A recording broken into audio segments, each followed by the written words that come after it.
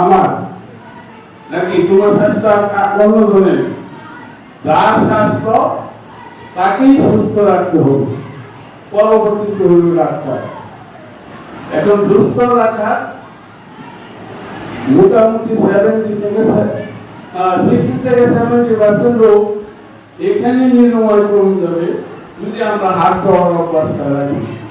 পাশাপাশি হাতের নখ, এই দুটা যদি আমরা অভ্যাস করি যে প্রতি সপ্তাহে হাতের নখ কাটা এবং প্রত্যেকটা কাজে আজকে যদি আমরা হাত ধুই, তাইলে আমরা 60-70% লোক থেকে সুস্থ থাকবো।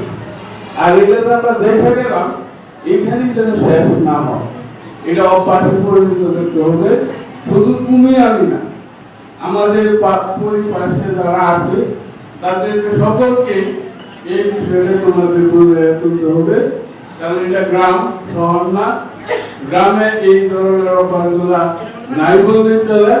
তোমার বাড়িতে বাড়ি আছে, মা আছে, দাদি আছে, যারাই আছে তাদেরকে এই জিনিসটা বলবে যে সপ্তাহে প্রতিদিন বৃহস্পতিবারে লোক কাটা শূন্য, যদি আমরা কাটে একটা শূন্যটা বদল হলো, আমরা রোগ থেকেও রেহাই পাবো। পরিশেষে আমি সকলকে আন্তরিকভাবে এখানে